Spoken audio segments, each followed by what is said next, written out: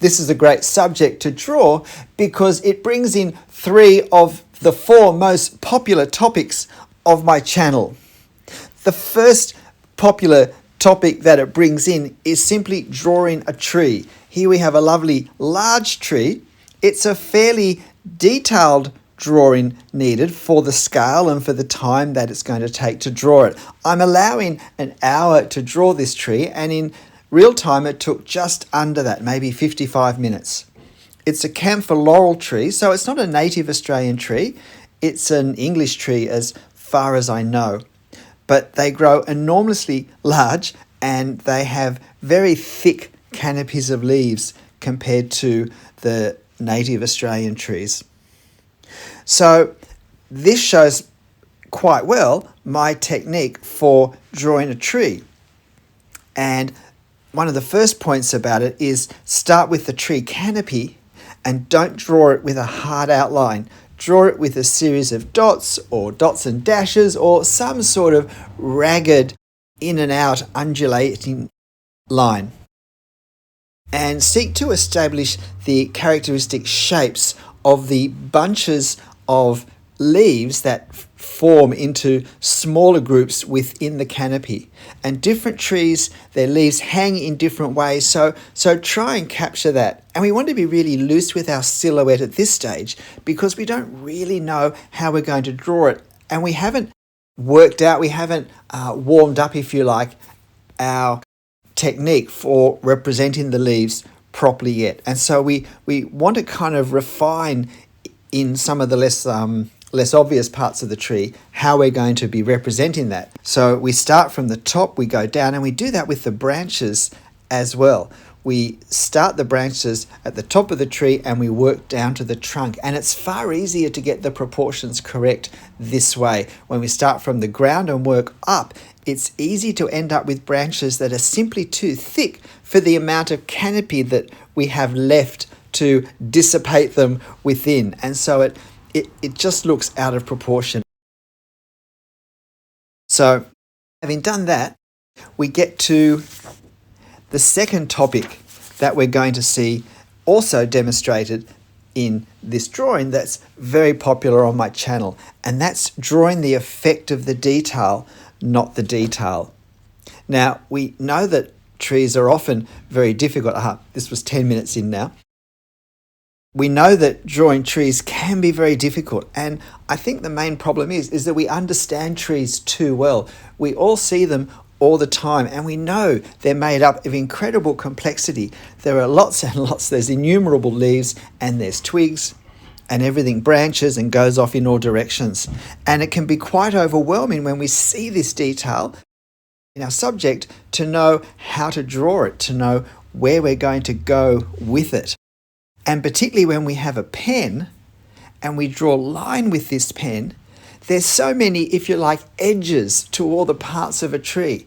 We really can be overwhelmed and tangled up, and a lot of leaves start to get drawn more by creating a pattern, a fairly abstract and out of scale pattern most of the time.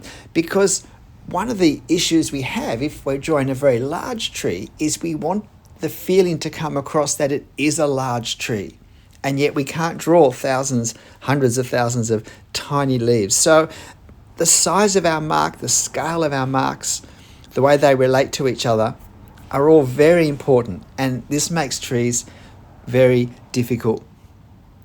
So my approach is to draw the effect of the tree, not the tree. And by the effect of the tree, I simply mean the way it looks, if you like, from a distance, bundled together.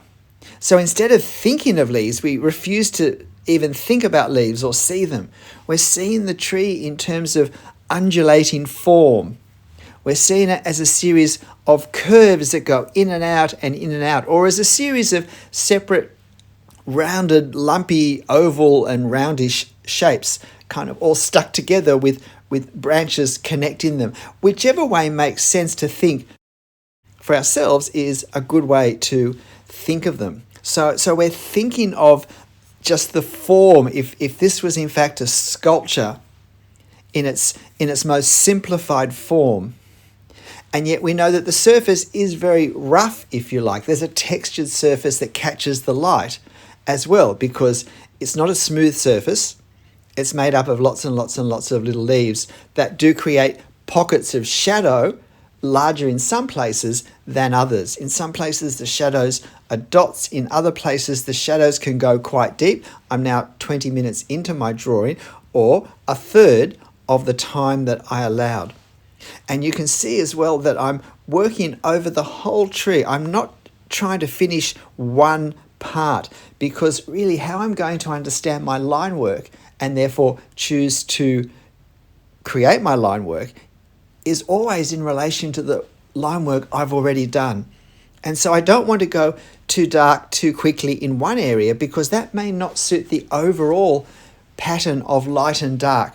So I want to kind of keep fairly, at this stage, fairly generalized and non-committal in my line work. And yet I've got to establish enough line work to get a sense of the tree emerging, so that I can then start to make choices with its darkness, and even just making sure that its form is correct, that I don't need to adjust my outlines of the form in some way.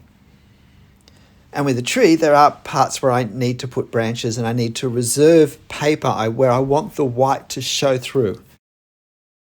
There are areas where the tree is less solid than others, and so I have to allow for that in what I do.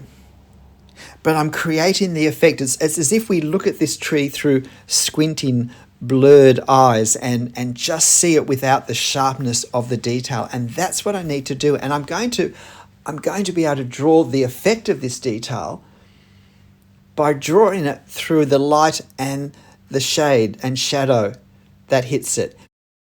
And particularly through the darker areas, through the shade and through the shadow.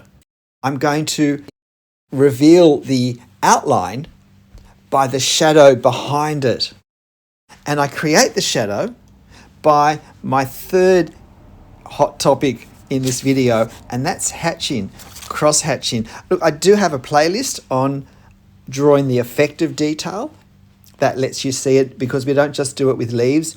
We can do it with crowds of people, with rooftops in aerial views, with architectural decorations, with brickwork, with cobblestones, anything that has an overwhelming complexity of detail that moves back in space. Particularly, we can create in our drawings by drawing the effect of that detail, not the exactness of it.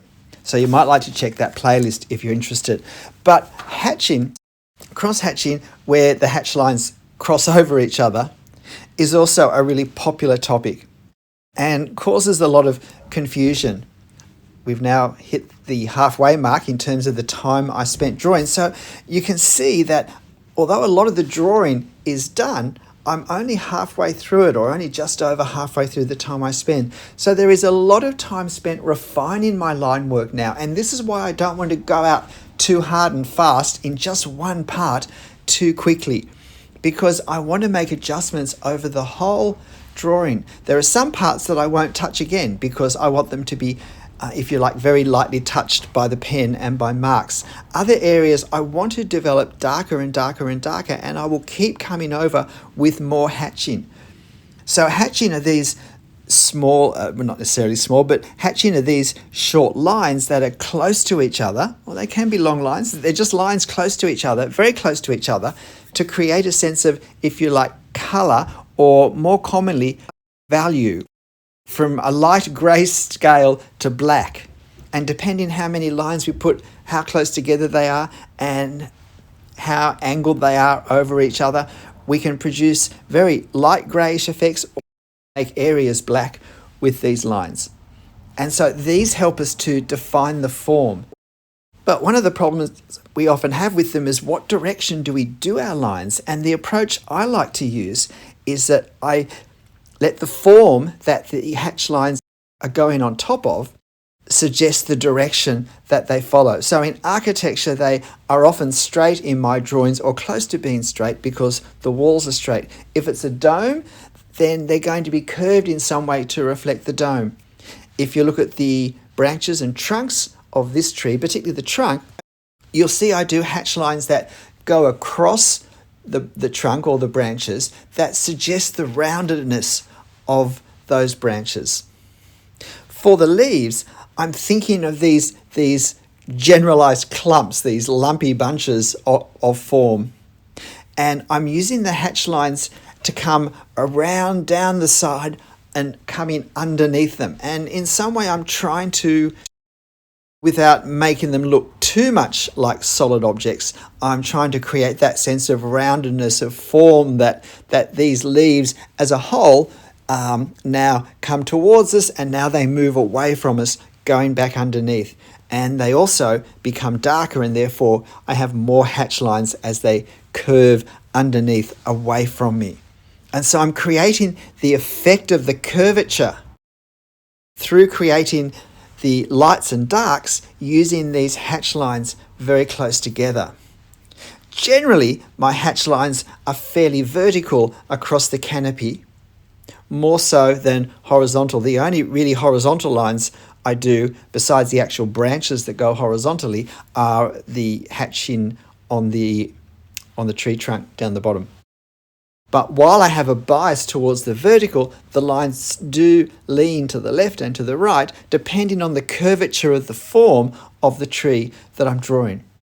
And I also at different times go back to my silhouette and add tiny dots and tiny suggestions to the outline to, now that I've got a stronger sense of where I want it to be, to simply create even a more, if you like, fragile disintegration of the canopy into space, where we're looking at just a single or a couple of leaves that are right on the edge. And so there's a fragility to this line that I want to emphasize, because these leaves also are further away from us than the leaves that we're seeing in the center of our tree, those clumps that are closer to us. And so they can have a heavier outline, which can also be created by the negative spacing around them.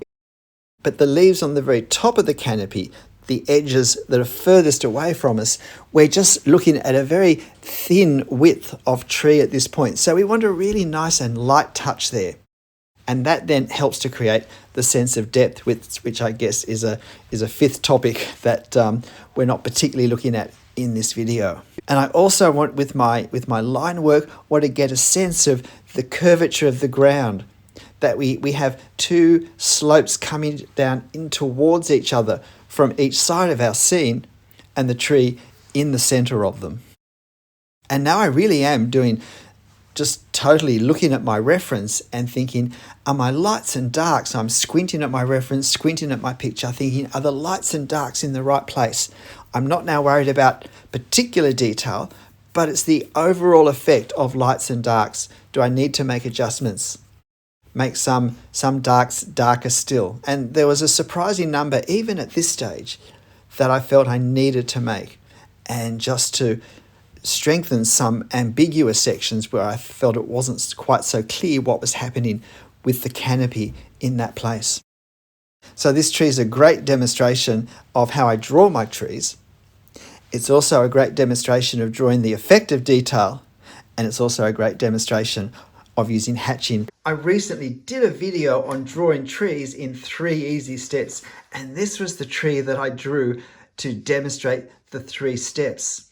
And I drew this tree using exactly the same 3 steps. It's just a more complicated tree with more detail, but the principles were the same. A ragged outline, start from the canopy and then go down, do our branches and trunks from the top down, define the tree through the shadows. And we can use this technique whether it's a more illustrative style of drawing or whether we're going for a more realism approach. G'day, I'm Stephen Travis. I hope you found this interesting. This is a great subject to draw because it does capture these 3 really important areas to consider: how we draw trees, how we draw the effect of detail, and how we crosshatch. And trees come in so many shapes and sizes. There is no end of really interesting subjects that we can explore these really important areas of technique with. So if you want to have a go drawing this tree, I'll place it on my channel community page, and you can practice your tree drawing techniques. You can practice drawing the effect of the detail, and you can practice your hatching and cross hatching techniques as well. But whatever you draw, however you draw it, make sure you have fun. I'll see you next time. Bye.